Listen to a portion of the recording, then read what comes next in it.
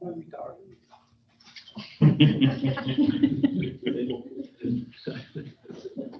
Bonsoir tout le monde, bonsoir les gens dans la salle, bonsoir les gens qui nous écoutent à travers YouTube. Alors, bienvenue donc à la séance ordinaire du mardi 4 octobre 2022, donc à 20h naturellement.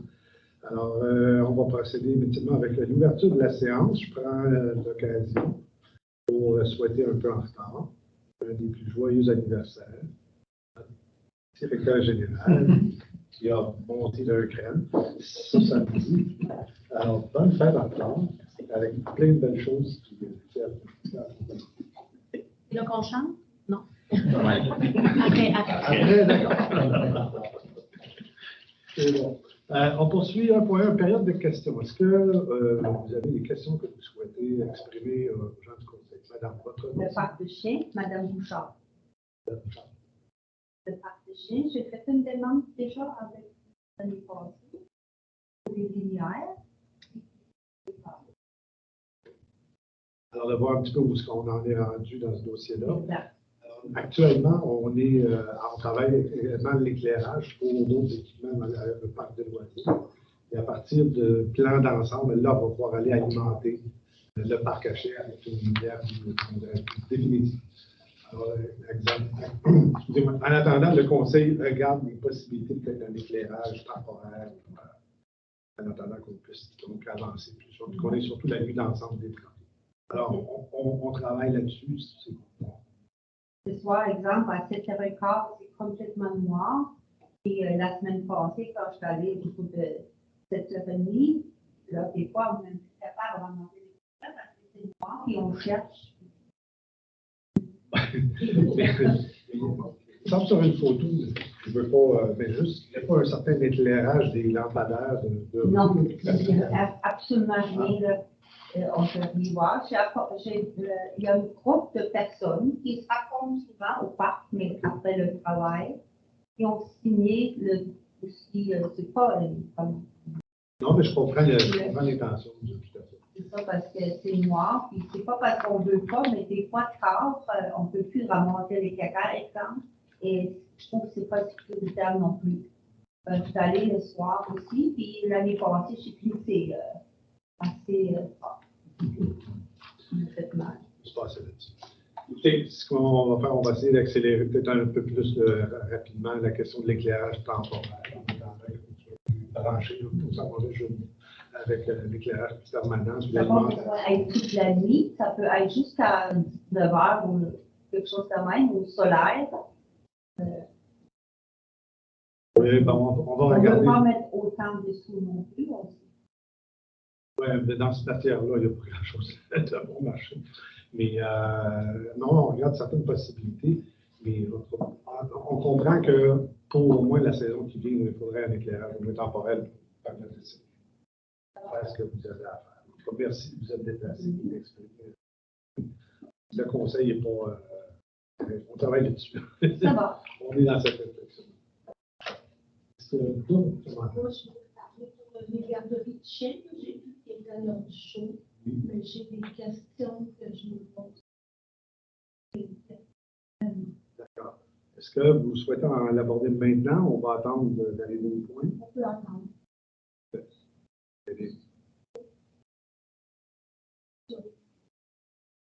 Non, du conseil, moi je connais le conseil. Non, mais dans le sens qu'on va prendre connaissance de ce qui la résolution contient en termes de conflit. Je ne sais pas si ça va répondre à vos questions ou à vos appréhensions, mais en tout cas, c'est là à ce moment-là, je pense que vous allez pouvoir intervenir justement. Peut-être d'autres personnes qui souhaitent poser des questions ou intervenir? Pas de question. Pourquoi est-ce qu'on répétait inutile? Je veux pas rester ensemble pendant 2 heures. Alors moi, je suis Stéphanie de la ville Saint-Jean. J'ai écouté, je vois que la nationale de l'école doit être au point fait. Oui. J'avais des questions par rapport à ça. Oui. Et, j'ai fait aussi une petite idée dans ma demande. Donc, je ne sais pas si je dois la glisser tantôt ou concernant l'affichage à l'entrée. Ça peut être directement relié au service, au département des loisirs à ce moment. J'ai voulu intervenir juste là-dessus. Non, j'avais pas de question, mais On peut faire le débat tantôt au point de... Bon, super. Alors, poursuivons donc avec au point 2, l'administration générale, le 2.1, l'adoption de l'ordre du jour. Alors, des points techniques. Est-ce que vous avez, messieurs, dames, les conseillères, les conseillers? Alors, un appuyeur pour adopter le jour, c'est dans l'ordre. C'est proposé par M. Berthiaume, appuyé Mme Denicourt. Tout le monde d'accord? C'est adopté. À 2.2, là, je vais élever la voix parce qu'on me dit qu'on entendait mal parfois. Alors, 2.2, adoption du procès-verbal. Donc, vous avez le procès-verbal en annexe dans vos documents. Est-ce que vous avez des choses à corriger, à modifier? Donc, je prendrai un proposeur, un appuyeur de l'adoption du procès-verbal. Mme Vadoncoeur, appuyée par M. Raymond. Tout le monde d'accord? C'est adopté. 2.3, adoption des comptes et engagements de crédit. Alors, il y a un projet de résolution. Vous avez en annexe donc les comptes chèques et les comptes prélèvements que vous avez consultés. Est-ce que vous avez des questions concernant les ça va? Alors, donc, dans le projet de résolution, attendu que le conseil municipal a pris connaissance de la liste des chèques émis, des virements bancaires effectués par la municipalité, ainsi que la liste des comptes à payer pour le mois de septembre 2022 et s'en déclare satisfait, attendu qu'il y a lieu de les accepter et d'autoriser le paiement de ces derniers. Et en conséquence, il serait proposé et appuyé et résolu d'accepter la liste des comptes à payer ainsi que la liste des chèques émis et paiements bancaires pour un total de 979 968,87 sous. Et autorisation est donnée au directeur général et greffier trésorier de payer les 10 comptes. Alors, qui en fait la proposition? Absolument. Parce que quand même un montant important, 600 000 $ pour un mois, c'est quand même beaucoup. Et je veux juste mettre le point au clair, il y a quand même un 422 000 qui est pour le remboursement de l'ancienne dette. On a eu un renouvellement au mois d'octobre, donc il a fallu rembourser le capital restant. Donc, ça explique en grande partie le gros montant de 600 000 pour les prélèvements automatiques. Merci de cette précision. Donc, je n'ai pas de proposeur et d'appuyeur pour l'adoption du compte. M. le Président, appuyé par Mme Vadoncoeur. Tout le monde d'accord? Oui. C'est adopté. Alors, poursuivons avec le rapport sur les plaintes. Donc, nous avons pour le mois de septembre reçu une plainte, un coq dans le voisinage. Alors, c'est redondant, je veux dire, à un moment donné, ça vient. Et ça a été transmis à ProAnima qui, je suppose, à la NADO a fait la suite. Le suivi donc, pour ce truc-là. Des questions sur le rapport des plaintes? Poursuivons. 2.5, offre de service de Vox Avocat, donc le renouvellement 2023 pour les consultations générales. Alors, pour le bénéfice des gens dans la salle, on fait affaire avec Vox Avocat. On paye un montant forfaitaire à tous les ans et ça nous permet une consultation rapide du bureau d'avocat quand on veut parler de vérifier un particulier. Naturellement, Richard comprendrait que ce n'est pas des consultations élaborées. Alors, mais ça permet de réagir vite à la situation d'exclusion. Donc, dans le contexte, c'est le même montant qu'en 2022. Alors, il serait proposé, appuyé et résolu d'accepter l'offre de service de Vox Avocat pour le service de consultation générale à taux forfaitaire. Donc, pour la période du 1er janvier au 31 décembre 2023, au montant de 574,88 sous taxes. C'est proposé par M. Berthiaume, appuyé, Mme Denicourt. Tout le monde d'accord? Oui. À 2.6, désignation du responsable de l'organisation en matière de protection des renseignements personnels et de l'accès à l'information. Donc, on est maintenant, les municipalités doivent se donner une organisation en matière de protection des renseignements personnels et de l'accès à l'information. Alors, considérant qu'en vertu de la loi sur l'accès à l'information, le maire est d'office le responsable en matière d'accès à l'information et en protection des renseignements personnels. Considérant que le responsable est notamment responsable, oui, de traiter les demandes d'accès à l'information. considérant que pour des motifs opérationnels, il serait préférable de déléguer les fonctions de responsable de l'accès à l'information et en protection des renseignements personnels au premier fonctionnaire de la municipalité, en l'occurrence, M. Lefebvre. Donc, il serait proposé, appuyé et résolu de désigner le directeur général et greffier trésorier comme étant le responsable de la municipalité de Saint-Alexandre en matière d'accès à l'information et de protection des renseignements personnels. Des questions ou des commentaires? C'est proposé par Mme Vadonca, c'est appuyé de M. Raymond. Bon, oui, merci. Alors, appuyé, Mme Vadonca, appuyé M. Raymond. Tout le monde d'accord? Oui. Et nous poursuivons à 2.7, donc, nomination des membres du comité sur l'accès à l'information et la protection des renseignements personnels.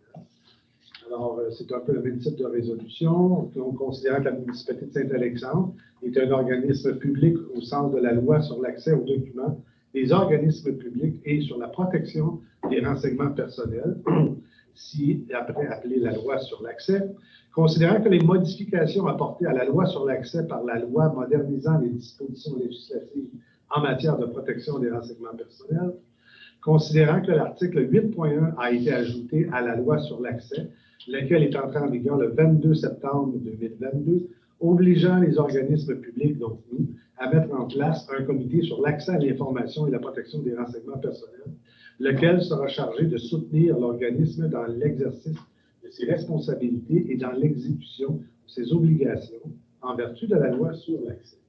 Considérant qu'il est possible qu'un règlement du gouvernement vienne exempter tout ou en partie les organismes publics de former ce comité ou modifier les obligations d'un organisme en fonction des critères qu'il définit. Donc, on n'a pas encore l'orientation claire là, du gouvernement. Donc, il pourrait dire, ben, on n'en fait pas. Vu qu'il ne dit pas actuellement, ben, on va en mettre un sur. Donc, considérant qu'à ce jour, un tel règlement n'a pas été édicté, de telle sorte que la municipalité de Saint-Alexandre doit constituer un tel comité, il serait proposé, appuyé et résolu que soit formé un comité sur l'accès à l'information et la protection des renseignements personnels, conformément à l'article 8.1 de la loi sur l'accès, que ce comité soit composé des personnes qui occupent les fonctions au sein de la municipalité de Saint-Alexandre, donc du responsable de l'accès aux documents et de la protection des renseignements personnels, M. Lefebvre, de la personne responsable de la gestion du calendrier de conservation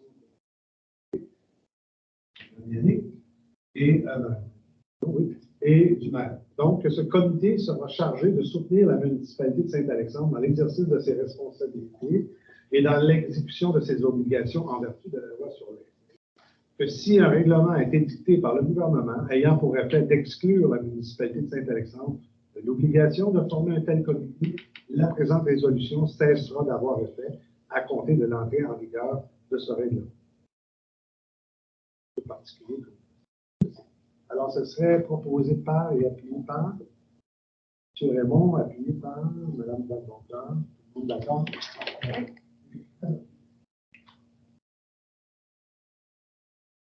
À 2.7, à 2.8, nomination de Mme Yannick Gagnon à titre de greffière trésorière adjointe. Donc, considérant que Mme Francine Perra quittera prochainement ses fonctions de greffière trésorière adjointe, considérant qu'il y a lieu de prévoir une personne afin de pouvoir la remplacer, considérant que Mme Yannick Gagnon a les qualifications requises pour occuper la fonction et qu'elle a reçu la formation appropriée dans les derniers mois, il serait proposé, appuyé et résolu de nommer Mme Yannick Gagnon à titre de greffière trésorière adjointe à compter du 31 octobre 2020. Qui en fait la proposition? Mme Denis, appuyé M. Cartier. Tout le monde d'accord? Oui. C'est adopté. Alors, félicitations, Mme Gagnon.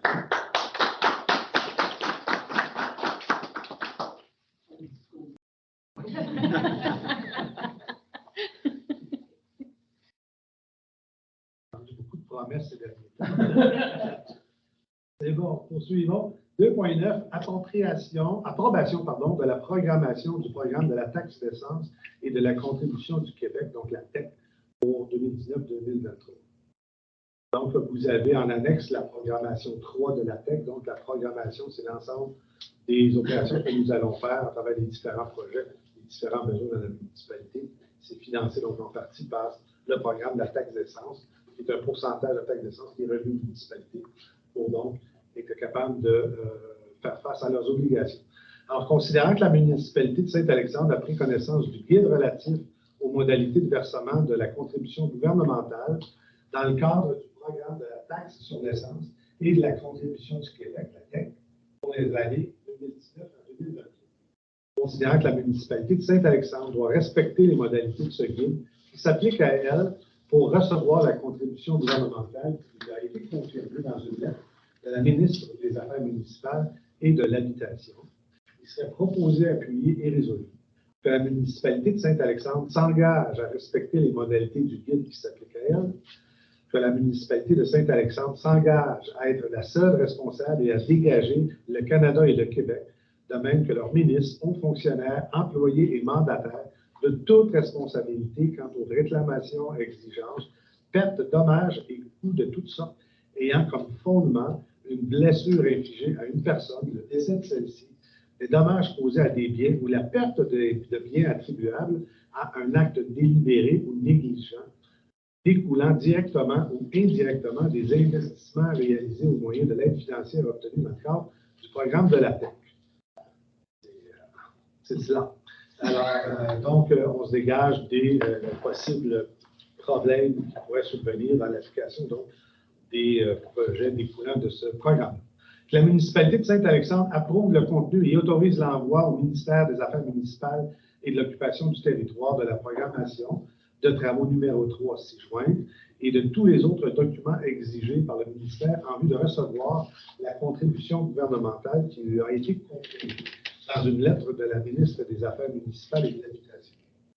Que la municipalité de Saint-Alexandre s'engage à atteindre le seuil minimal d'immobilisation qui lui est imposé pour l'ensemble des 5 années du programme. Donc, la municipalité s'engage à investir une certaine somme. Le gouvernement met sa part et comme ça, on peut donc financer les projets qui nous offrent. Que la municipalité de Saint-Alexandre s'engage à informer le ministère des Affaires et de l'Habitation de toute modification qui sera apportée à la programmation de travaux approuvée par la présente résolution.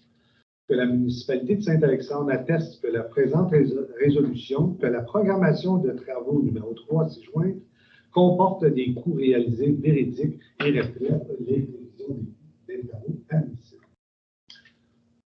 Alors, voilà. Donc, des questions, des commentaires sur ce point. Un proposé à un appuyeur pour l'adoption. Ça va être une motion, M. le Président, appuyé par oui. M. Bertrand. Tout le monde d'accord? Excusez, M. le maire, ça ressemble à quoi le montant? On peut savoir, c'est dans l'ordre de quoi? À peu près, là, c'est pas On parle d'à peu près, c'est 1,5 million qui était donné pour depuis 2019. De 2019 à 2023, la municipalité a ce 1,5 million-là qu'elle doit dépenser à travers certaines priorités du programme, principalement les installations en eau et en énergie. Donc, on a des priorités à respecter. Ce que nous, on va faire dans le cadre de ce programme-là, c'est faire des programmations pour informer le gouvernement de comment on compte dépenser ce montant-là, soit les dépenses qui ont déjà été faites ou les dépenses qu'on projette de faire. Non.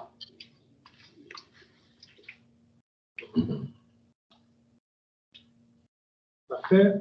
Poursuivons donc 2.10, remplacement du maire à la séance du conseil de la MRC de Richelieu. Donc, je vous informe que le maire sera absent pour les 2 prochaines semaines et il y a 2 dates importantes. Donc, la séance de la MRC sera la semaine prochaine, donc mercredi. Et nous avons également le mardi 18 octobre à 8h30 le matin la visite de chantier, l'usine de compostage qui est située à Saint-Grégoire. C'est quelqu'un ou quelqu'une qui va donc couvrir ces événements-là. Alors, M. Bertion, qui est le maire suppléant, c'est de couvrir la séance de la MRC pour vous. C'est bon pour nous. Concernant la visite de chantier, c'est-tu possible pour vous? Je pense qu'Anne-Sylvie, on avait discuté que ça serait elle. Là. Elle était intéressée. Il faudra voir si elle était disponible. Là. Ça fait du sens. Ouais.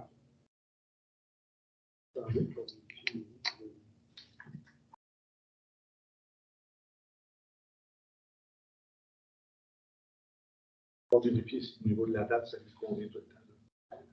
Sinon, est-ce que quelqu'un d'autres? On va manger puis aller. Parfait.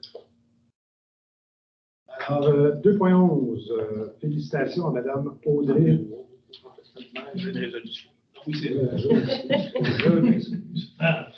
Donc, le maire suppléant d'octobre, comme on l'a dit, c'est M. Jean-François Bertillon. Donc, je serai absent du 8 octobre au 23 octobre.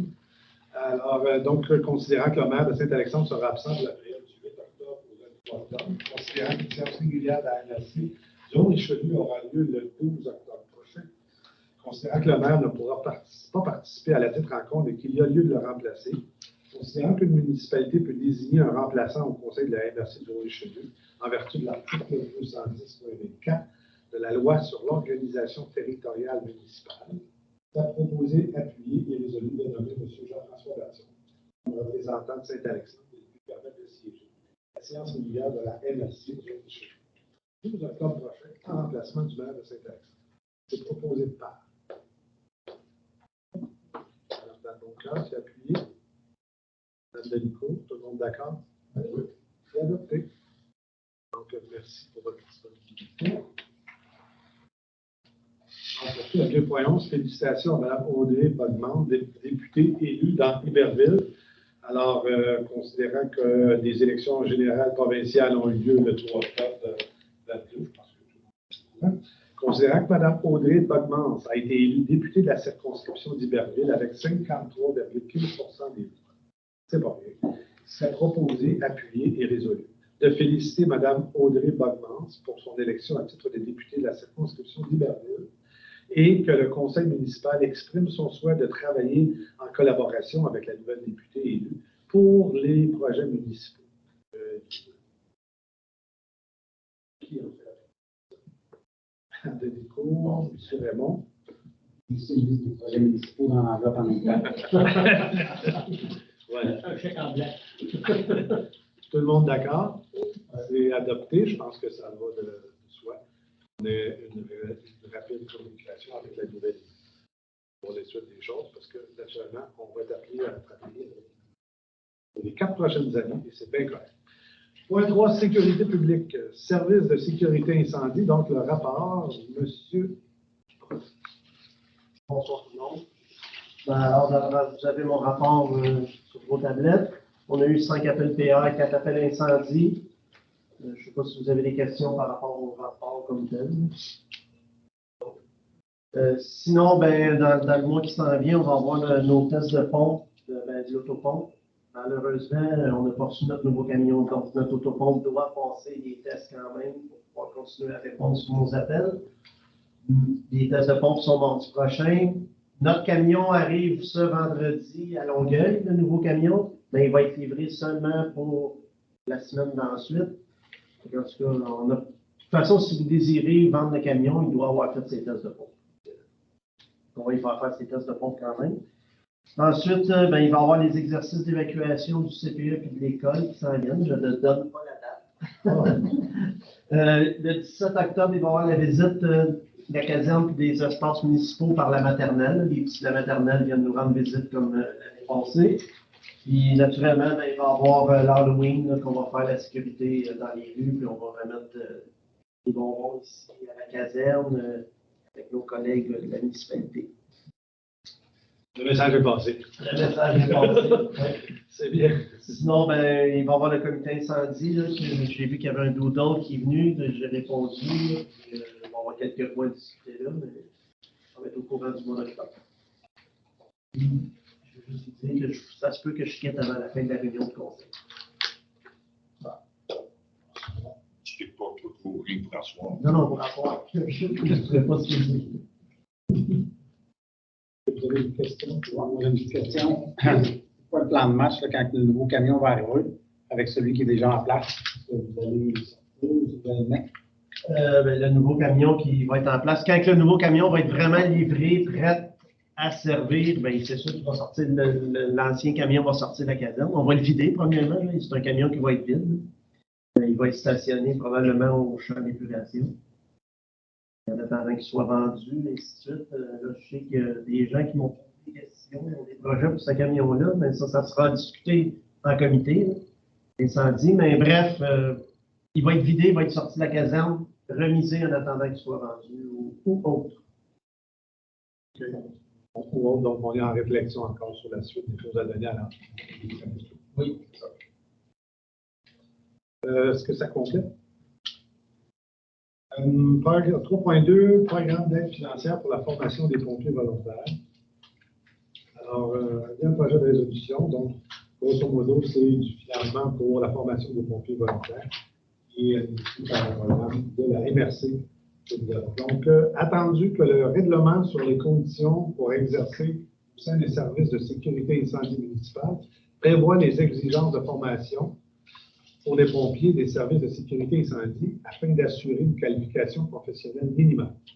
Attendu que ce règlement s'inscrit dans une volonté de garantir aux municipalités la formation d'équipes de pompiers possédant les compétences et les habiletés nécessaires pour intervenir efficacement en situation d'urgence. Attendu qu'en décembre 2014, le gouvernement du Québec a établi le programme d'aide financière pour la formation des pompiers volontaires ou à temps partiel et qu'il a été reconduit en 2019. Attendu que ce programme a pour objectif principal d'apporter aux organisations municipales une aide financière leur permettant de disposer d'un nombre suffisant de pompiers qualifiés pour agir efficacement et de manière sécuritaire en situation d'urgence. Attendu que ce programme vise également à favoriser l'acquisition des compétences et des habiletés requises par les pompiers volontaires ou à temps partiel qui exercent au sein des services de sécurité incendie. Attendu que la municipalité de Saint-Alexandre désire bénéficier de l'aide financière offerte par ce programme, attendu que la municipalité de Saint-Alexandre prévoit la formation de 4 pompiers pour le programme Pompier 1, de 12 pompiers pour le programme Pompier 2, de 3 pompiers pour le programme Opérateur d'autopompe, 4 pompiers pour le programme Désincarcération, 24 pompiers pour le programme Véhicules électriques et hybrides, et 3 pompiers pour le programme Officier non urbain au cours de la prochaine année pour répondre efficacement et de manière sécuritaire à des situations d'urgence sur son territoire. Attendu que la municipalité doit transmettre sa demande au ministère de la Sécurité publique par l'intermédiaire de la MRC du Haut-Richelieu en conformité avec l'article 6 du programme.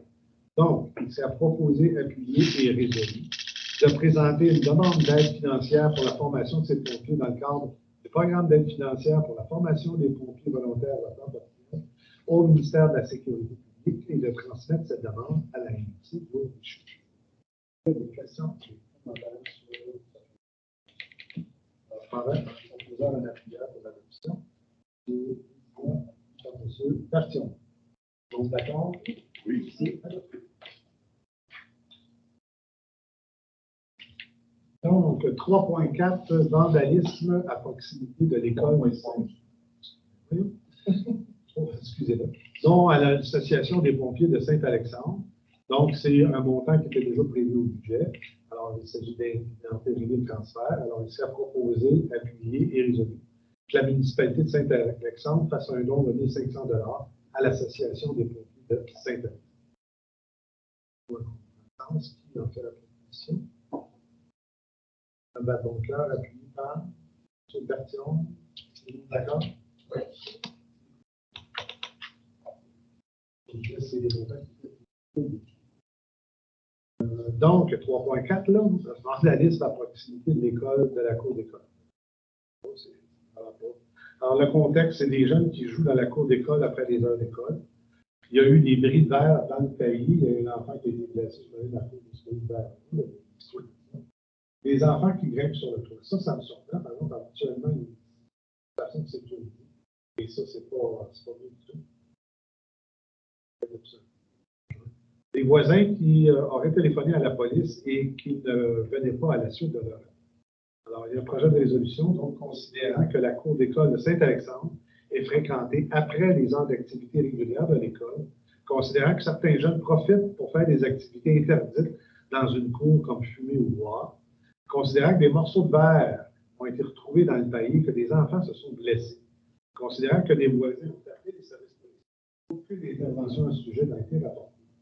Il serait proposé, appuyé et résolu de demander à la Sûreté du Québec d'intervenir et d'agir afin que ce type de comportement cesse, de transmettre une copie de la résolution à la Sûreté du Québec et à la direction de l'école de Saint-Alexandre.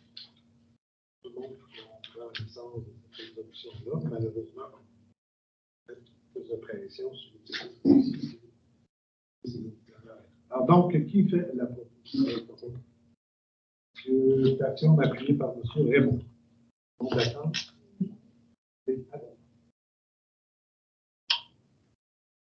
On change de thème, on tombe à 4, thème transport. Alors, demande de renouvellement des droits de passage des motoneiges. Alors, c'est à tous les ans, donc, traverse Saint-Alexandre. Alors, le club de motoneige du Mont-Saint-Grégoire font leur demande à la municipalité pour les renouvellements de traverses avec les skidoo et autres machines d'hiver pour la saison 2022-2023. Donc, il serait proposé, appuyé et résolu d'accepter le renouvellement de circulation des véhicules hors route du club riverain DTT sur le rang Saint-Joachim pour la saison 2022-2023. Et on fait la proposition. L'action, c'est appuyé. Tout le monde d'accord?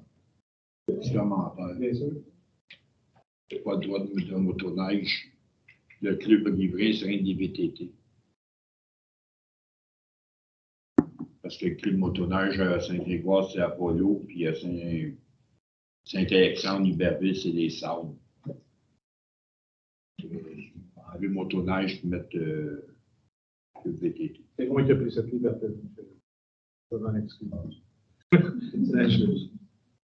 Je tiens compte de votre commentaire. Voilà. 4.2, programme d'aide à la voirie locale, donc le PPACE. Alors, donc, c'est des programmes d'aide à la voirie locale. Alors, c'est des sous qui nous ont octroyés par le député local.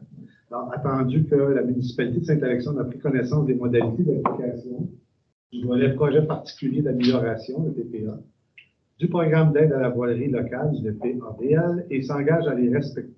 Attendu que le réseau routier pour lequel une demande d'aide financière a été octroyée est de compétence municipale et admissible au PAVL. Attendu que les travaux ont été réalisés dans la vie civile au cours de laquelle le ministre les a autorisés. Attendu que les travaux ou les frais inhérents sont admissibles de la PAVL. Attendu que le formulaire de reddition de compte B-0321 a été dûment rempli. Attendu que la transmission de la reddition de compte des projets a été effectuée à la fin de la réalisation des travaux et au plus tard le 31 décembre 2022. Attendu que le versement est conditionnel à l'acceptation par le ministre de la reddition de compte relative au projet. Attendu que si la reddition de compte est jugée conforme, le ministre fait un versement aux municipalités en fonction de la liste des travaux qu'il a approuvés, sans toutefois excéder le montant maximum de l'aide tel qu'il apparaît à la lettre d'annonce. Attendu que les autres sources de financement des travaux ont été déclarées, il sera proposé, appuyé et résolu que le conseil municipal de Saint-Alexandre approuve les dépenses d'un montant de 27 273 relatives aux travaux d'amélioration et aux frais inhérents admissibles mentionnés au formulaire V-0321, conformément exigences du ministère des Transports du Québec, et reconnaît qu'en cas de non-respect de celle-ci, l'aide financière sera acquisitive. Donc, c'est les travaux qui ont été faits sur la rue Boulet, si je ne me trompe. Des questions, des commentaires sur cette résolution? Alors, je prendrai un proposeur de l'appuyeur. C'est proposé par Mme Denisy, appuyé sur Mme Valboncoeur. Tout le monde d'accord?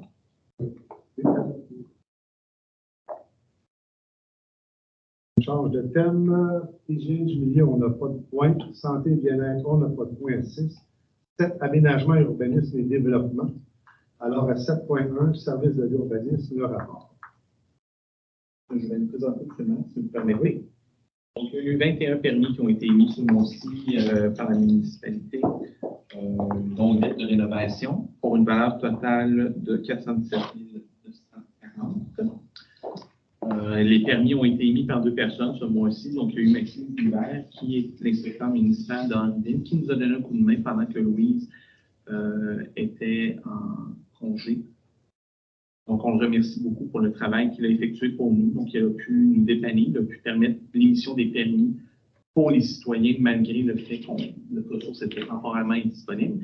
Et depuis 2 semaines, Jérémy était de retour au poste, donc elle peut maintenant émettre les terminations. Donc, on est bien content de retrouver Louise à son poste, là, mais on est content. Et on a eu l'occasion de vous remercier. Absolument.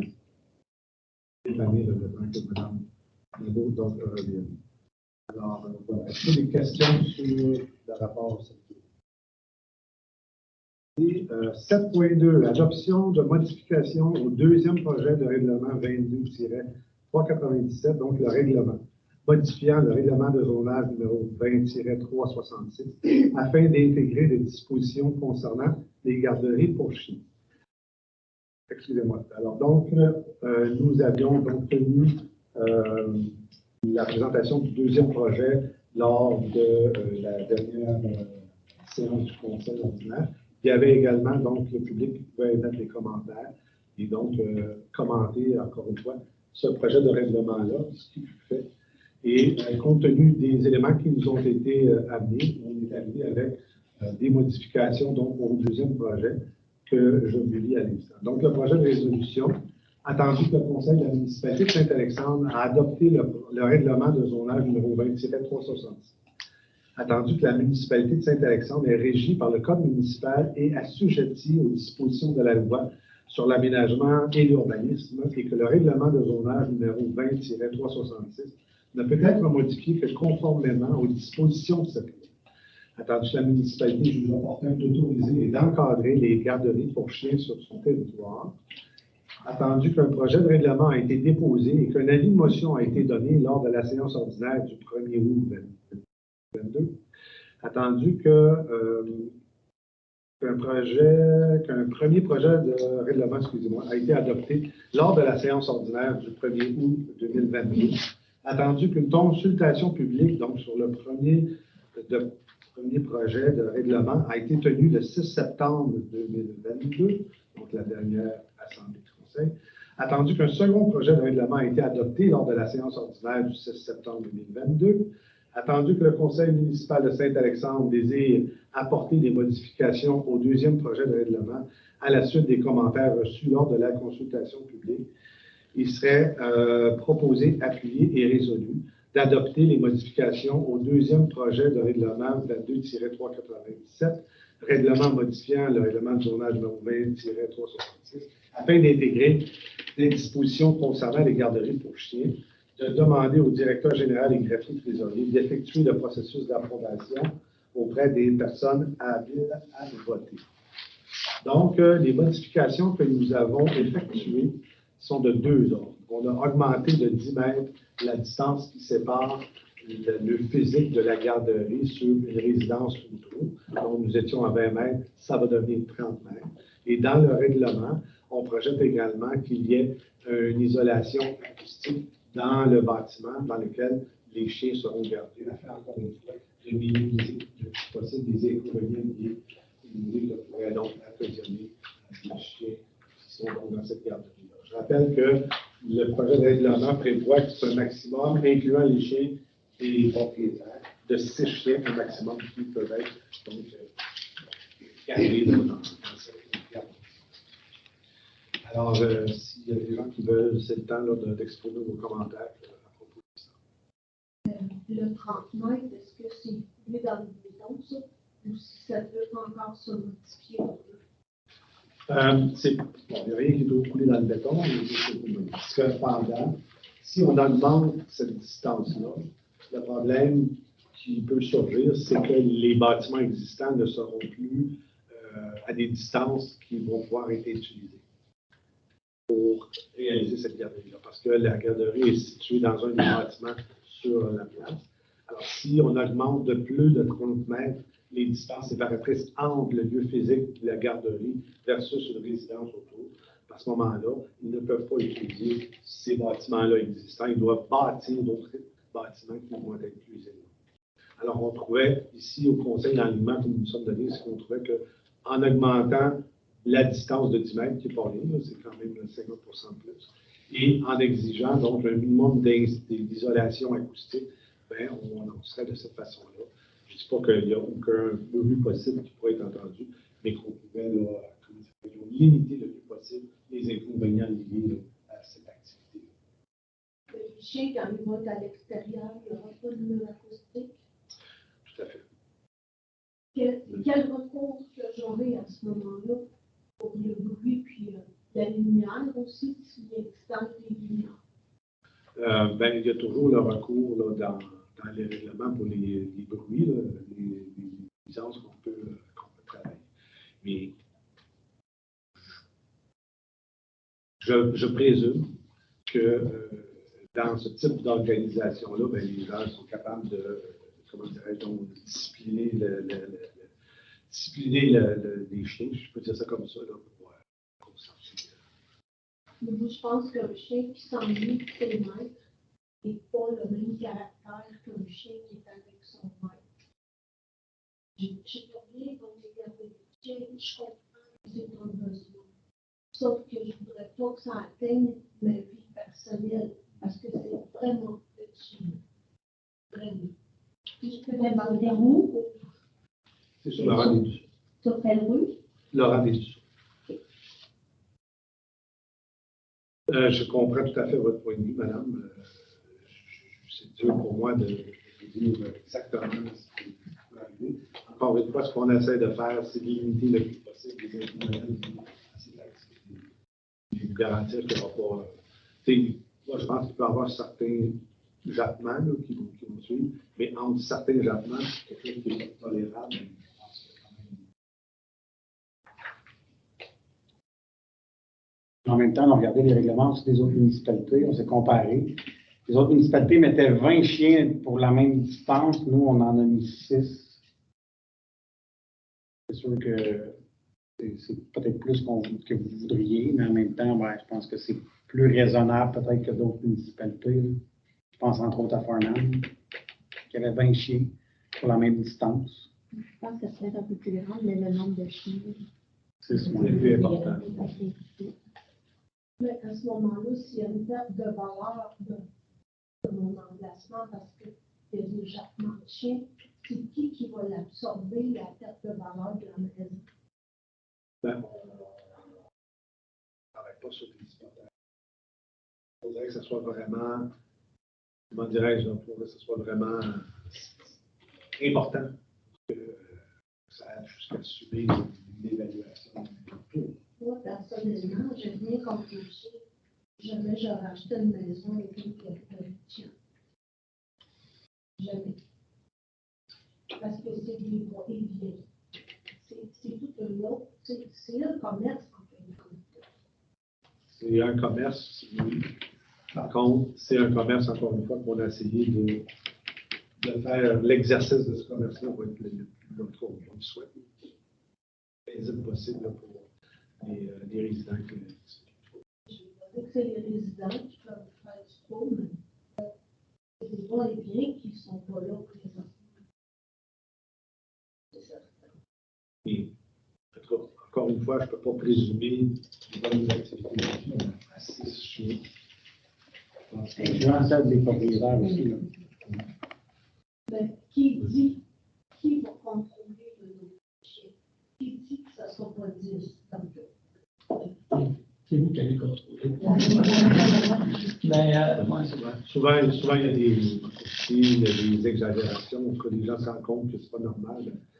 Il faut faire des plaintes. Ça veut dire qu'il faut partir de la guerre. Ben, la guerre, vous avez vos droits, les autres, ils ont vos droits. Moi, on présume que les gens sont bonnes foi. Il faut faire attention. Ça reste que c'est une activité de garde à chien, puis je n'ai pas l'expérience pour vous dire de quelle façon donc ça va s'exprimer. De l'autre côté, nous n'avons pas sur l'avis du conseil, les gens désirent avoir ce service-là parce qu'il y a besoin de la municipalité. Non, c'est ça, je comprends ça. Je comprends très bien ça. Mais ils ont grand intérêt, eux autres, là. Parce que eux autres, ils vont être payés pour ça. Moi, chez nous, là, je les entends japper, ça ne me donne rien de plus. Mais si je peux me faire l'avocat du diable, je veux dire, les chiens peuvent aussi ne pas japper. Là. Je veux dire, ça peut être un ou l'autre, un mitoyen. C'est pas toujours les mêmes chiens qui seront là. Il y a un maximum de temps qui est prévu pour laisser en pension les chiens. les propriétaires qui payent pour faire garder leurs chiens, je pense que c'est des propriétaires qui sont consciencieux de laisser leurs chiens, puis c'est pas des chiens qu'on laisserait. Je veux dire, moi, je laisse pas mon chien à personne parce que je sais qu'il n'y a pas de monde.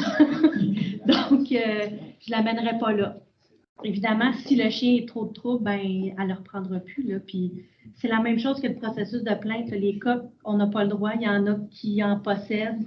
Ça fait plusieurs plaintes. Je pense qu'à tous les conseils, on a une plainte pour un coq. Donc, c'est un processus de plainte, mais il est légitimé de le faire, la plainte, puisqu'il y a un règlement qui prévoit qu'il y a, exemple, un maximum de 6 chiens. Puis nous, on va être là pour contrôler aussi ce genre de réception de plainte-là. On va s'assurer que pour avoir donné notre aval, bien, la personne respecte ce qu'on a pu autoriser dans la nouvelle réglementation. Ça sera peut-être une année, là, justement, où on va être plus consciencieux de voir au respect de la nouvelle réglementation, assurément. Je comprends votre point de vue. La garderie de chiens est quand même plus près de ma maison que de la nôtre. Mais encore là, je pose une question. Là, dans un milieu agricole, elle aurait pu n'importe qui peut avoir un troupeau de X animal, puis ça serait la même chose. Là, elle fait une demande pour un chien. J'imagine qu'il y a d'autres animaux qui sont plus bruyants qu'elle aurait amplement le droit actuellement de faire comme n'importe quelle personne en milieu agricole. Ça ne peut pas dépasser non plus s'il échappe après 10 heures le soir ou quelque chose de même. Quand c'est durant la journée, chose ou toute la nuit, on a ici, chez nous, moi je reste dans le poulet, puis on a des chiens qui échappent à la maison, l'eau par la rue, tous les matins à partir de 4 heures. Personne n'a jamais quelque chose dit. C'est juste un petit chien, tout petit. C'est ça le problème, mais on ferme la fenêtre. C'est pour ça qu'on a demandé une insonorisation aussi là, du bâtiment. Là. Au moins aider à amoindrir les bruits de fond.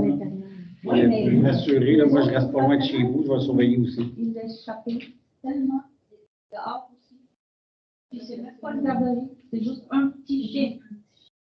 C'est ça, quand ils sont plusieurs chiens, j'imagine, puis le petit part la lampe pour faire japper les gros après. Puis s'il y a des animaux pas loin, ben, comme des troupeaux laitiers, ben, ça peut énerver les gens. C'est des énormes. Oui, en fait, le point qui a été rajouté au niveau de l'isolation, c'est pas super détaillé. Non. Ça ne livre pas les gens à grand-chose. Être isolé afin d'atténuer les bruits provenant des chiens, ça ne dit pas grand-chose.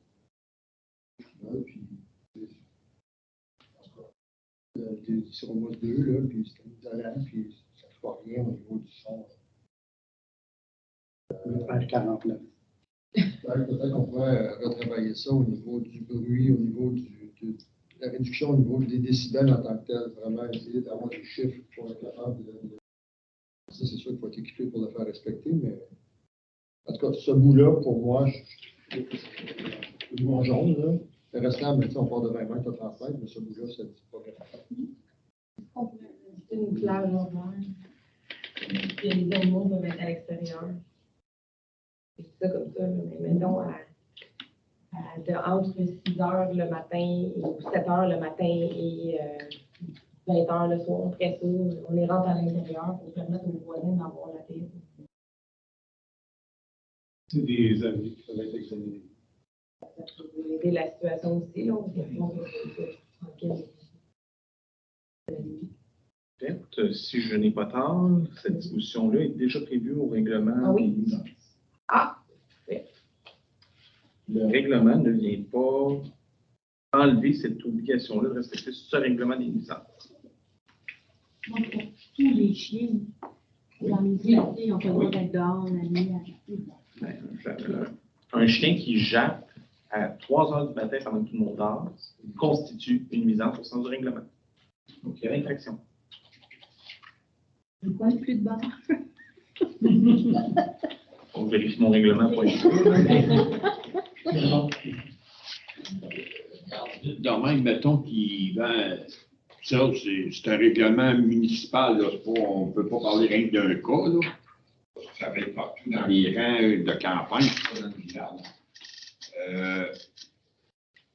Mettons que le propriétaire dit je vends ma maison pour le commerce. On peut bien dire il n'y en a plus de commerce quand ça change de propriétaire. C'est pas commercial, c'est un usage accessoire à l'habitation. On n'a pas changé l'usage. L'usage n'est pas commercial. Il ne peut pas le vendre ou dire je continue le Il n'y commerce. a pas d'usage commercial prévu dans cette zone-là. C'est l'usage accessoire à l'habitation. Quiconque respecte les règles, dans le fond, peut ouvrir une garderie pour chiens. Oui. En milieu agricole. Ouais. En zone à distance.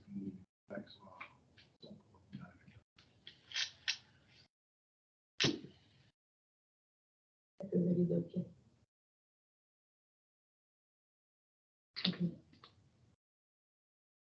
Je comprends votre point, madame. Essaye de trouver le juste équilibre entre les droits, les services, puis aussi les inconvénients. Fait qu'on joue là-dedans. On est conscient de tout ça, puis on essaie de trouver notre la voie. Nous, en tout cas, sur la question d'augmenter encore une fois les limites, puis aller acoustiquement, bon, peut-être qu'il y a des précisions à apporter effectivement sur ce point-là. Parce que les variations acoustiques, on s'entend. Améliorer les choses, on peut améliorer. On va regarder encore une fois puis essayer de voir les meilleurs aménagements qu'on peut donner à ça, tout en conservant les droits des gens. Cette activité. En limitant le plus possible. C'est sûr que ça peut être fait. J'en ai pas. C'est sûr que le commerce, même si c'est apparent, le commerce, le service parental, j'imagine.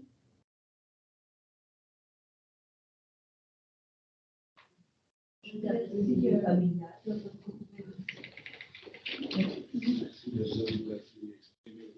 On va travailler pour essayer encore une fois de mettre ça le mieux possible pour les intérêts de tout le monde. C'est sûr que je suis d'accord quand on a besoin, mais comme j'ai dit plus tôt, c'est ma maison qui est proche de la garderie de chien. Et on donnerait tout ce que ça mon nom. Tandis que non, ils ont revenu, ils ont la maison. Probablement, à entendre les jettements de chiens autant que moi je vais les entendre.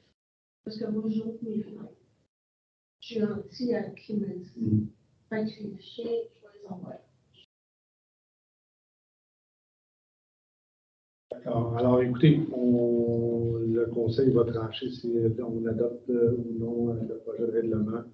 C'est-à-dire des modifications au projet de règlement. Puis, sinon, ben, c'est un essai sur table lors du travail de règlement. En fait, si les modifications sont adoptées telles quelles, le règlement va passer par le processus des personnes à voter. Donc, le processus, il y a 3 étapes. Première étape, on publie un avis public pour que les personnes qui veulent qu'on enclenche ce processus-là se manifestent. Si j'ai 12 personnes qui se manifestent, dans les zones visées et contiguës, grosso modo, il y a juste 2 sections de la municipalité qui ne sont pas concernées.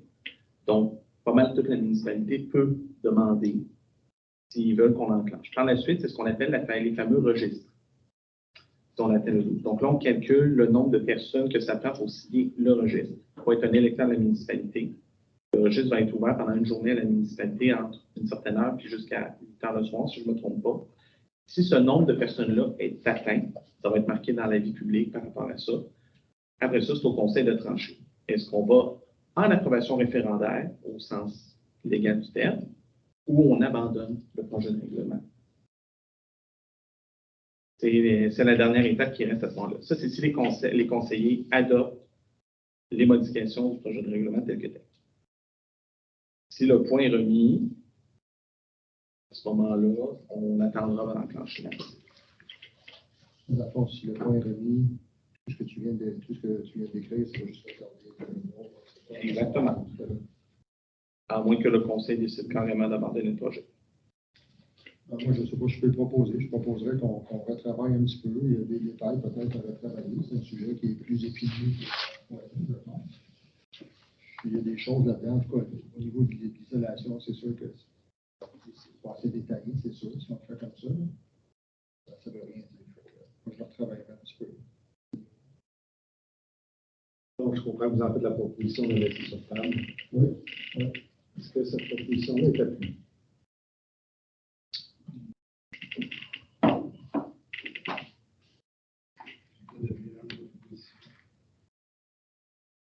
Alors, je vais faire la lecture de la proposition principale. Donc, il serait proposé, appuyé et résolu d'adopter les modifications au deuxième projet de règlement 22-397, règlement modifiant le règlement du journal numéro 20-366, afin d'intégrer les dispositions concernant les garderies pour chiens. De demander au directeur général et greffier trésorier d'effectuer le processus d'approbation auprès des personnes habiles à voter. Alors, qui fait la proposition? Madame Denico, c'est appuyé par Madame Vadoncoeur. Tout le monde d'accord? Oui. Alors, le vote est demandé. Donc, je vous appelle à tour de rôle. Vous me dites si vous êtes pour ou contre. Madame Vadoncoeur. Monsieur Vézina. Monsieur Raymond. Madame Denico. Pour. Monsieur Bertillon. Est-ce que, Monsieur le maire, vous voulez vous prononcer? Non. 4 pour, 1 contre. La motion est adoptée à majorité. Je une question. Si vous n'auriez pas modifié le règlement, ça aurait été quoi la possibilité de. Là, ça aurait été plus. Il faut en ouvrir une garderie pour chiens. Là. Dans le fond, vous avez rajouté des contraintes qu'il n'y avait pas dans la réglementation. C'est ça. C'est ça. Fait que, je pense que c'est mieux qu'avant. On l'a amélioré, c'est parfait, mais on l'a amélioré pour tenir compte des avis que les gens avaient exprimés lors de la consultation en septembre. Ça, il faut comprendre.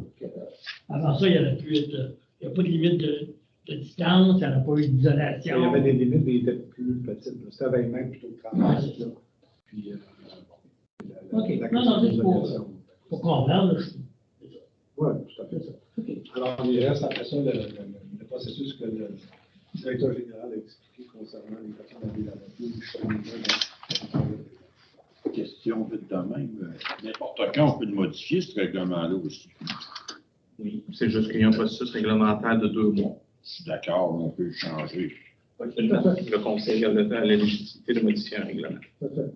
Si effectivement, après X temps, il arrive des constats, il y a des choses qui sont exprimées, mais le Conseil est toujours libre de travailler un projet de règlement, ça c'est sûr.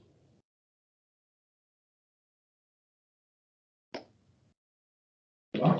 Est-ce que vous avez d'autres interventions, madame, d'autres commentaires? J'imagine que le coup de la garderie est enclenché, je vais avoir juste entendu. En fait, c'est là le règlement qui a été établi avec les modifications, effectivement. Et comme M. Lefebvre expliquait tantôt, il y a quand même le processus. Et ça prend les personnes habiles à voter, il y a une mécanique. Et ici, il y a des gens qui s'opposent à ce règlement-là. Des recours. Attendre leur voix. Si je peux suggérer, moi je pense que ça serait important, si je veux que vous sentiez qu'on veut être à l'écoute. Si jamais le projet démarre puis ça fonctionne, peut-être nous alimenter sur comment ça va, le va-et-vient, tout ça, parce que nous, on n'ira pas constater ça. Là. Je veux dire, vous êtes la meilleure personne placée.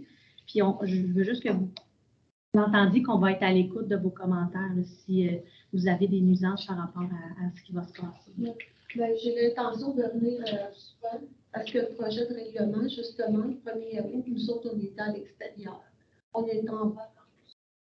Donc, on n'a pas pu, en tout cas, dire notre opinion en ce moment. On n'était pas au Oui, juste pour ajouter dans l'explication que le directeur général a dit tantôt, si vous avez 12 personnes qui viennent signer le manifeste leur intérêt. Ben, je veux dire, il y a un registre qui va être mis en place, puis vous allez pouvoir en parler quand on en a parlé. Et pour manifester l'intérêt, juste préciser, la loi ne précise pas la manière. Donc, ça peut être électronique, ça peut être une lettre qui est amenée au bureau. La seule exigence, c'est que ce soit des personnes habiles à voter, des zones touchées, donc toutes les zones agricoles dans le cadre du règlement, et les zones contiguës. Ce sont pas mal toutes les zones, sauf deux zones là, à ce moment-là. On concerne peut-être une vingtaine de personnes. Si vous avez des questions tout au long, vous pouvez me contacter par rapport au processus.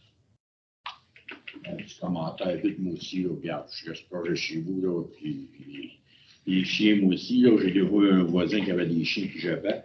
Mais dans la Sainte-Marie, il y a un chenille. Ouais. Moi, dyslexique encore. Puis tout le monde avait peur, là, puis ça fait 2 ans au moins, là. Ils sont loin. Ben, on avait mis des distances, puis tout ça aussi, là, tu sais. Je ne reste pas loin, moi non plus, puis je vais vérifier comme Florent, là. Je passe tous les jours. On va s'assurer que ça respecte les règles. Puis pour finir, si je peux me permettre, ben aussi, on va, si naturellement, il n'y a pas un processus qui vient annuler ce que est là. Ce que je veux dire simplement, c'est qu'avec une expérience de temps, le conseil va être aussi capable de se faire une tête, puis d'avoir quelque chose de plus réaliste de cette situation-là, puis d'agir en conséquence. Ceci étant dit, si on donne l'accès aux gens de faire quelque chose là avec la réglementation, on ne peut pas virer après ça. Ils ont droit. On ne peut pas rien changer après.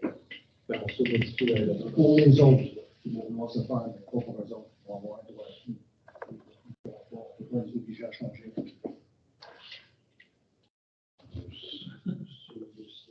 Là, peut-être des éléments. On dit que leur bord de 30 mètres à 40 mètres, mettons. C'est en tout cas.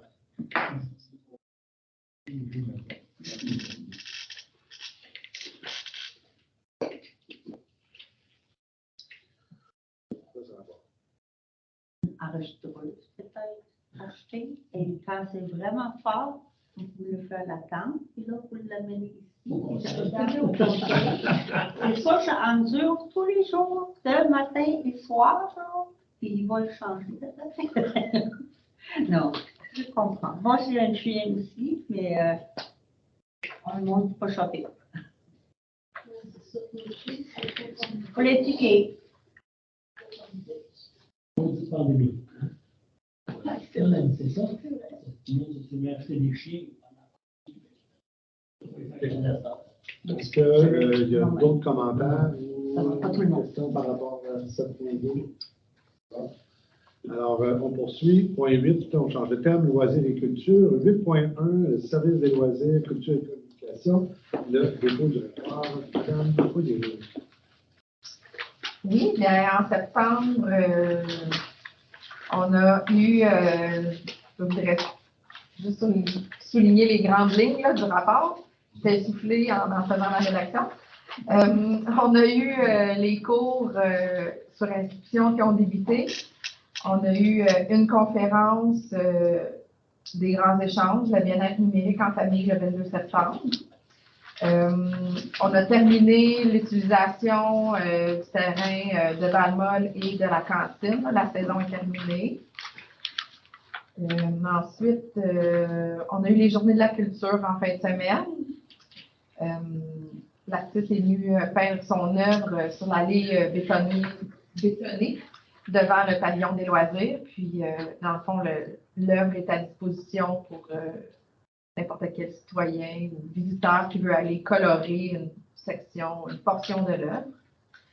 On a une nouvelle activité qui va débuter à la bibliothèque le 15 octobre. Donc, c'est une maman bénévole, une citoyenne bénévole là, qui a proposé de débuter une heure du conte.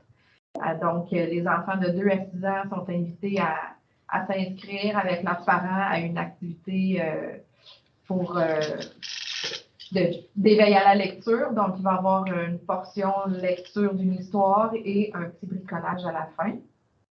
Donc, on demande aux gens de s'inscrire parce que c'est des places limitées. Là. Notre bibliothèque n'est pas très, très grande. Donc, ça s'en vient au mois d'octobre. Et qu'est-ce qui s'en vient d'autre? En octobre, on a aussi le Chic Bazar Alexandrin le 15 et le 16 octobre. On aura le 15 octobre, c'est une grosse journée. On aura aussi la démolition de la structure de glissade, la structure en bois qui va disparaître, qui fait partie du patrimoine alexandrin. Mais bon, on va l'immortaliser d'une façon. Là, on va trouver une façon. Et il y a un atelier de cuisine avec le centre de femmes le 21 octobre, qui est aussi sur inscription. Et on a l'Halloween le 31 octobre. Voilà. Ça existe encore, ça? Ah oui. Elle n'est pas annulée encore cette année. Ils vendent trop. Il pleut, c'est sûr que. Est-ce que ça complète votre rapport, Mme Legault? Oui, si vous avez des questions. Questions, commentaires? Le spectacle, c'est Merci beaucoup. Oui, c'est magnifique. C'était vraiment super. Alors, beaucoup. on poursuit à 8.2, donc octroi de contrat éclairage de la butte à glisser.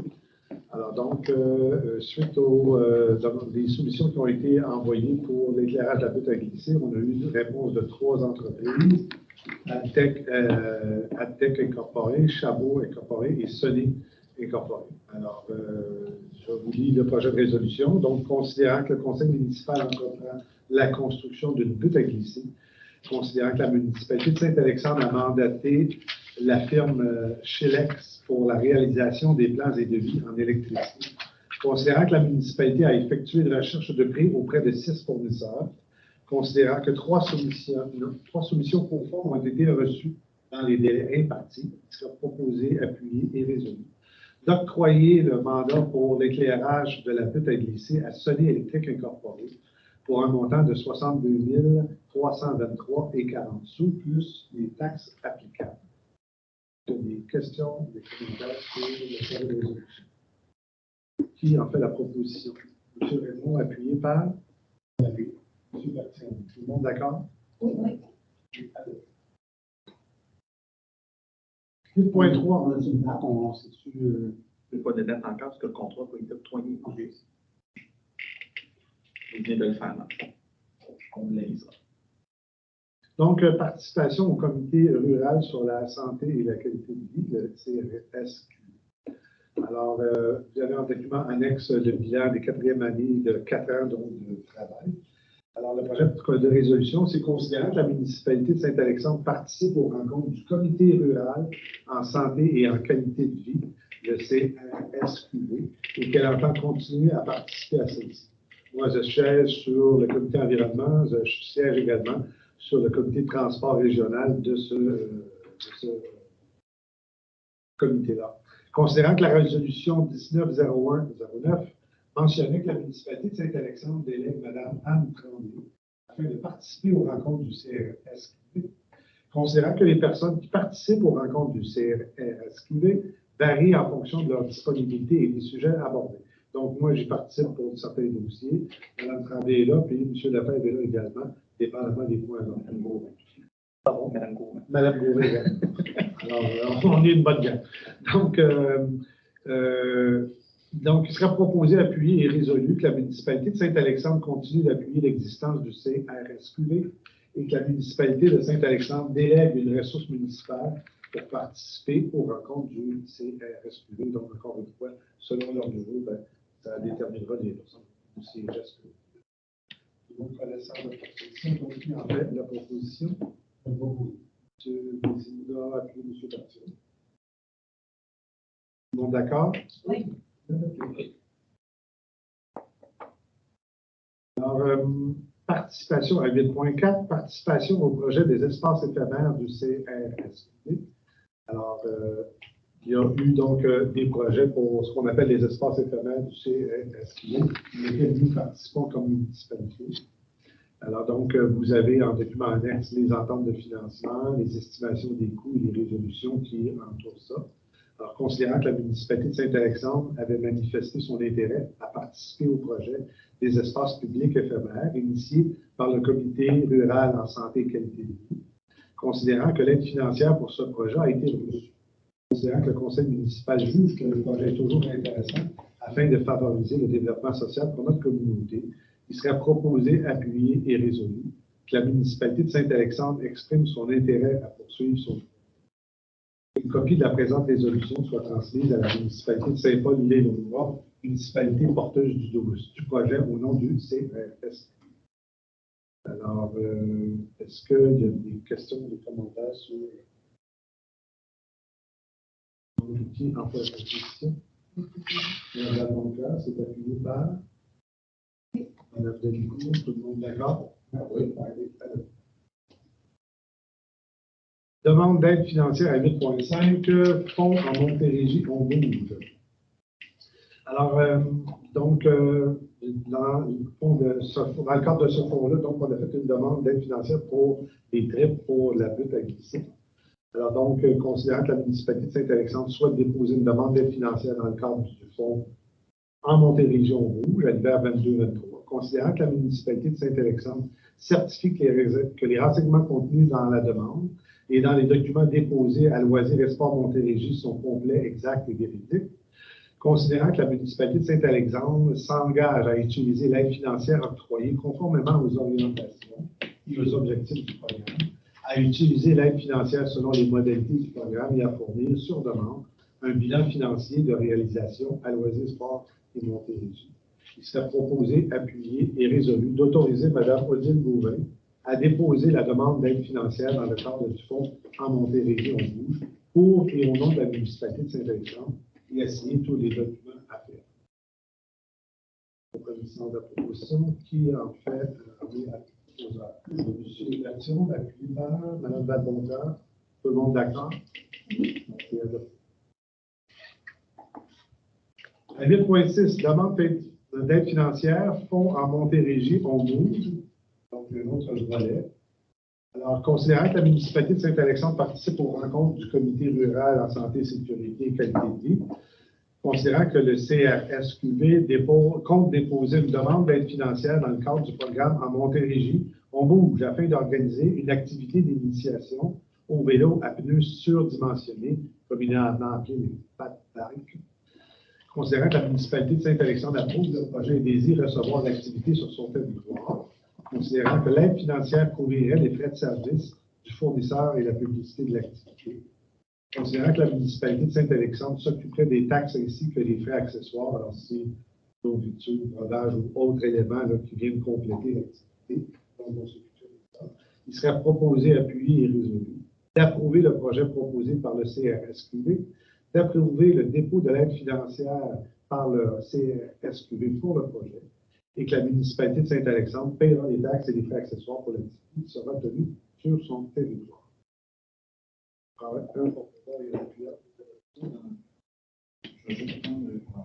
fait, je ne sais pas s'il faudrait préciser dans la résolution que c'est la municipalité de Saint-Blaise qui est porteuse du projet. Donc, c'est la municipalité de Saint-Blaise qui va compléter le formulaire, qui va déposer la demande et qui sera responsable d'être en contact avec le fournisseur, gérer les dépenses. C'est pas le CRSQV qui dépose l'aide financière, c'est la municipalité de Saint-Blaise au nom du CRSQV. Oui. On fait des modifications dans la résolution en fonction de l'information. Je vais proposer la résolution modifiée. Parfait. Alors, tout le monde d'accord avec la résolution et la modification? Oui.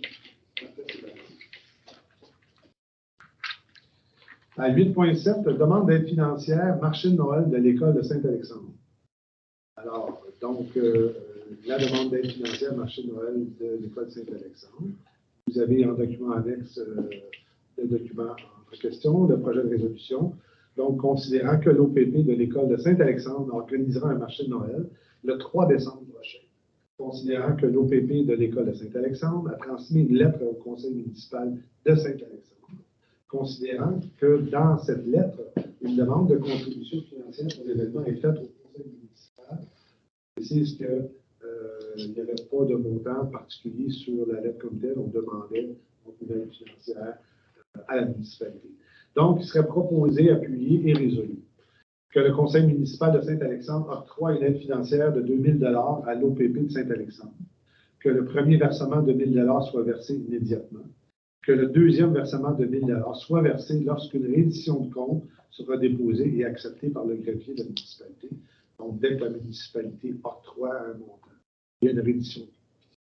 S'assurer que le temps qui est octroyé sert bien au projet donc, qui était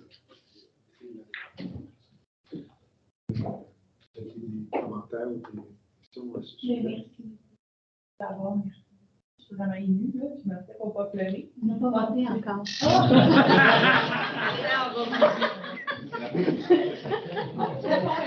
C'est malaisant.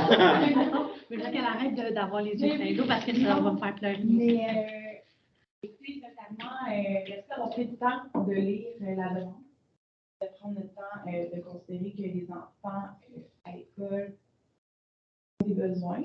Dans le fond, la création du marché de Noël, c'est par l'OPP, c'est des mutins, c'est des parents qui se mobilisent, qui mettent toute la main à la pâte pour créer des choses avec les enfants aussi, dans le but d'obtenir des fonds. Pour la phase 2 de notre cours d'école, entre autres, on vise le terrain de soccer. Aussi, les sous peuvent servir à payer les frais d'autobus lors des sorties scolaires parce que on veut faire des sorties scolaires. On s'est rendu compte que quelque chose qui coûtait 250 $ à l'époque est maintenant 500 $ juste à la Saint-Grégoire en autobus. Donc, tout a augmenté. Mais on peut vraiment faire bouger nos élèves avec des alentours. Donc, c'est ça. En fond, moi, je m'explique pour vous dire merci d'avoir pris le temps. Et j'avais aussi la demande que j'avais oubliée pour le panneau d'affichage en entrée. Je suis désolée. C'est la première fois que je fais ça. Donc, c'est ça. On prend bien note là, pour la question du panneau. Là. Oui, j'avais oublié. Le service, regardez ça. Puis, pour ce qui est maintenant du montant de la résolution, ben, on va en débat. Alors, c'est proposé par. Je vais le proposer. Mme Monca, c'est d'accord. M. Bertillon. Tout le monde d'accord? Non, c'est la démocratie, on respecte, peu importe la direction des. Mais voilà. Mais avant de passer au reste, est-ce qu'il y a des gens qui voulaient exprimer quelque chose par rapport à cette demande?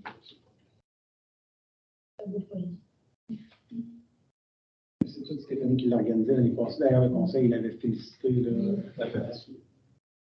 Je suis vraiment contente de refaire ça cette année. Puis cette année, on incorpore aussi les membres du personnel de l'école. Entre autres, les services de garde ont déjà mille et une idées en tête. Les ateliers culinaires vont être faits avec les élèves pendant les heures de service de garde. Et ils vont vendre leurs produits par la suite au marché de Noël. Donc, on va pas juste faire un événement de journée, mais c'est vraiment comme augmenter le sentiment d'appartenance aussi aux élèves. Puis, ça va être vraiment le fun. Un genre de biscuit sourire, là. Oui, ça va être mieux que ça. Ça va être le 3 décembre. Oui, à l'école. Oui, exactement. On prend bonne note. On va faire. C'est cher, lui. C'est pas correct, j'en mange beaucoup. Alors, donc, j'ai un proposeur, un appuyeur. Est-ce que tout le monde est d'accord avec la résolution? Oui. Alors, ben voilà, on a sur la piscine. Puis, je voudrais juste ajouter, envoyer un mot pas d'encouragement, mais simplement de bonne rentrée à l'école. On fait des choses au niveau du conseil, l'école, c'est fondamental. Et puis, ben, c'est sûr qu'on est ouvert aux demandes et aux beaux projets avec Super Démané, de gens qui s'impliquent et tout ça. Alors, on est toujours mille et un projets en tête. Donc, c'est sûr que l'OPP, avec notre nouvelle directrice initiale, on va sûrement se rencontrer à la fin. Ben, on y compte bien. En tout cas, c'est des belles nouvelles. Mais si je peux me permettre, les activités des dernières années, je cours pour ma cour, le rallye à l'Halloween, je dis ça vient impliquer tout le monde. Je trouve ça important que ça continue. On va travailler là-dessus. Merci. Alors, ça clôt les points loisirs et culture. On est maintenant rendu au point 9, retour des comités. Alors, les gens des comités, est-ce que vous avez des éléments de nous transmettre par rapport aux activités respectives? Je sais que le directeur général a envoyé un paquet de convocations. Il y a des choses qui vont se mettre en branle. Alors, oui, il va falloir travailler là-dessus parce que c'est dur à avoir des dates. Le message est passé. Monsieur le maire? OK. Moi, j'en vois pas de date parce que je suis. Ça fait que dès que vous, c'est vous autres qui avez des contraintes, plus que vous. On en a lu une contrainte tantôt, le 8 octobre ou 27 octobre. À moins qu'on y aille tous, là, en vacances, là. Mais... J'ai de la place dans le... Donc, ça va pour le tour des comités. Alors, oui, absolument. Le comité pour le parc. Les loisirs. Les loisirs. Est-ce qu'il y a déjà des choses, vous avez des dates ou quelque chose? Oui, je le sais parce que c'est très en arrière de chez nous. Ouais. On le voit, le but de terre. Mais est-ce qu'il y a autre chose déjà? En fait, les choses qu'on a fait n'impliquaient pas directement les gens du jeu, puisqu'on avait des choses qu'on voulait valider avec ailleurs. Alors, ça c'est fait. Maintenant, on va convoquer les gens du. Nous, c'est un dossier parce que ça c'est fini dans le temps. Là, une fois que le parc des loisirs va être aménagé, alors, on appelle un dossier, mais c'est prévu. Donc, ce comité-là, ou ce dossier, les gens qui font partie du dossier vont être appelés prochainement. Là, établir, entre autres, des échéanciers qui vont nous permettre de mettre des dates et de cibler les actions pour compléter le plan directeur qu'on a adopté au niveau des loisirs. Alors, il reste la patinoire, il reste des jeux d'eau, il reste la pump track, il reste des facettes. Il reste également aussi les sentiers aménagés. Alors, donc, il y a plusieurs choses qui restent à faire. Si tout va bien, puis ça devrait bien aller, la butte à glisser va être fonctionnelle cet hiver pour nos résidents et les enfants de tout le monde. Juste le but. Oui. C'est la première étape. C'est la première. Oui. Ça, je me rappelle, on a parlé de ça. Mais patinoire, cette année, on va rester là. En fait, ça va être être qui est là pour cette année. Normalement, l'année prochaine, en tout cas, c'est ce qui est visé dans ce qu'on veut, c'est le prochain gros dossier, ça va être le patinoire. Alors, il y a des débats à faire à savoir. Le contrat, c'est l'année prochaine aussi. On va voir, ce n'est pas déterminé encore. On va voir comment est-ce que ça se place dans les dates. On ne veut pas non plus que ce soit un éternel chantier de construction pendant 2 ans et que les gens n'ont pas accès à leur parc. Alors, il faut essayer de composer avec tout ça. Puis, il y a une question financière, naturellement, qui suit ça.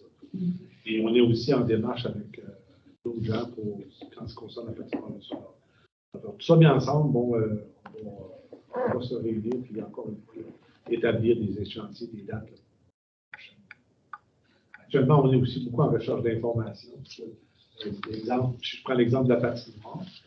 Il y a plusieurs façons de faire. Nous, ce qu'on souhaite, c'est une patinoire avec un toit. Oui, je m'en rappelle. Voilà.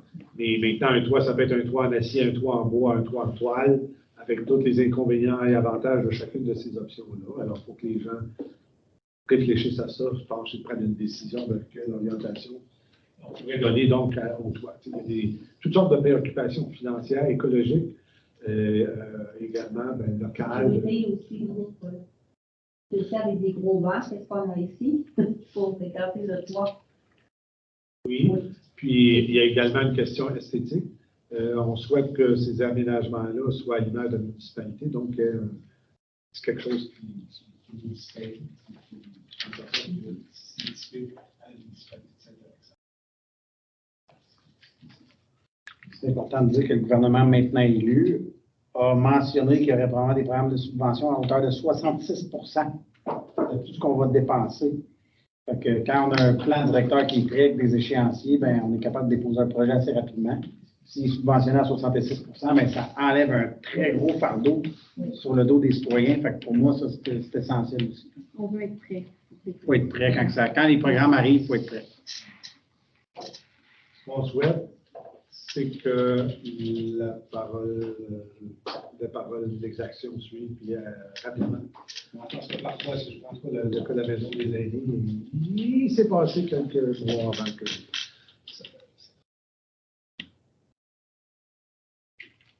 C'est bon? Alors, on poursuit avec point 10, les affaires diverses. Est-ce qu'il y a des buts que vous souhaitez traiter? Vous pouvez m'avoir juste le nom que j'ai ramassé? On va l'apprendre. On n'a pas marqué les adresses, mais j'ai accès. Merci. Donc, affaires diverses, il n'y a rien. Je passerai au point 11, qui est correspondance. Donc, vous avez la liste des correspondances qui sont là. J'apporte votre attention à une lettre qu'on a reçue de la Commission de toponymie Québec, donc l'attestation d'officialisation du nom de la réserve naturelle privée qu'on a ici à Saint-Alexandre. Donc, la famille des Hugues Donc, que je la trouve, voilà. Alors, c'est la réserve, ça va s'appeler officiellement la réserve naturelle de Lausanne. Lausanne, qui est une rivière qui est en France, qui était près de ça et que les Hugues qui sont originaires de donner le nom. Voilà. C'est quoi la superficie qui a été Une cinquantaine d'hectares. En réserve naturelle. Ouais. Mais le boisé est plus important que ça. Alors, ça fait le tour donc des correspondances. Ça prendrait donc, on a atteint la fin de notre rencontre. Alors, je prendrais la levée de la séance. Ah, il y a une période de questions, il n'y a plus, hein? Période de questions, point d'eau? Non, il y a une période de questions. Moi, je suis allé un peu vite. Allez-y, monsieur le Duc. Jean Leduc, notre excellence. J'ai manqué la dernière ou les deux dernières réunions, mais qu'est-ce qui s'est passé avec le garage d'énergie comme vous avez? C'est le garage? Oui, voilà. Alors, on a abandonné le projet, carrément, parce que, au final, après la recherche, après tout ça, ça revenait cher, puis il a fallu remodifier tout ça, fait que tant qu'à brasser tout ça. Il a fait déménager, ça coûtait plus cher qu'en a construit. Malheureusement, c'est plate parce que c'est quand même Mais un beau bon, bâtiment. oui. J'ai juste une question que je me pose par rapport à la cour de l'école. Comment ça fait qu'il n'y a pas de caméra? La commission scolaire n'installe pas des caméras, tu sais. Dans la commission scolaire. Une excellente question. Puis moi, je peux répondre parce que j'ai assisté au conseil d'établissement et j'ai soulevé ce point-là. Okay. On m'a dit qu'il y en avait peut-être, mais qui ne sont pas en mesure de. Fait que, je pense que le message a été passé.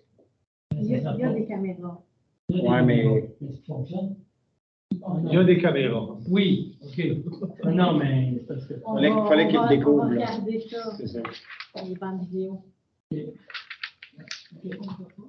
C'est pas quelque chose, malheureusement, on fait référence à Ben oui. c'est pas quelque chose qui. Mais c'est comme les saisons. À un moment donné, tu as une accalmie, là, ça vient, tu as une accalmie, ça vient. Non, mais quand on a des belles installations, il faut les protéger. Puis maintenant, ce qu'on se fie aux polices, il faut. Je sais que les élections sont finies, puis on a arrêté de suivre les candidats. Là. Ils vont peut-être être disponibles parce que. C'est bon, question. C'est comme dans le. Est-ce qu'il y a d'autres gens qui ont des commentaires, des questions? Bon, ben voilà. Donc, je prendrai un proposeur sur la levée de l'Assemblée, puis vous en faites la proposition. Alors, l'Assemblée. Ben, merci de votre présence. Puis, au plaisir de vous voir.